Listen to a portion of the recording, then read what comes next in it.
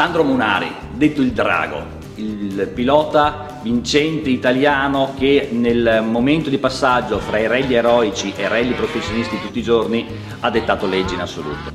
Ha cominciato a correre negli anni 60 con Arnaldo Cavallari, altro pioniere dei rally storici, anche lui veneto come Sandro Munari, per poi man mano spaziare di varie macchine, diventare pilota ufficiale, cominciare a vincere molto con la Lancia Fulvia, macchina che sembrava destinata ad un uso civile che invece divenne una macchina vincente nei rally. Famoso fu un suo Monte Carlo vinto sotto una neve incredibile, per poi giungere all'apoteosi con la Lancia Stratos.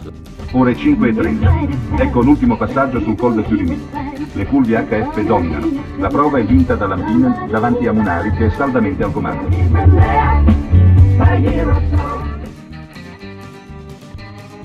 La Lancia Stratos, una macchina simile a questa ma con diverse colorazioni, quella ufficiale di colore all'Italia, con cui Sandro Munari ha vinto in tutte le parti del mondo e in tutti i continenti. La neve ci si avvicina a Monte Carlo. I piloti stanno guidando da quasi 30 ore, ma non accennano a diminuire il loro ritmo. Munari, che anche i francesi hanno imparato a chiamare Le Dragon, non ha perso la calma e via via si è ripreso un certo vantaggio sul compagno di squadra Valdegard. Il pubblico come sempre non manca l'appuntamento col passaggio sul Col del Turini, il posto più spettacolare di tutto il rally. Al passaggio della Stratos all'Italia di Munari è tutto un boato perché quest'anno gli italiani sono in maggioranza.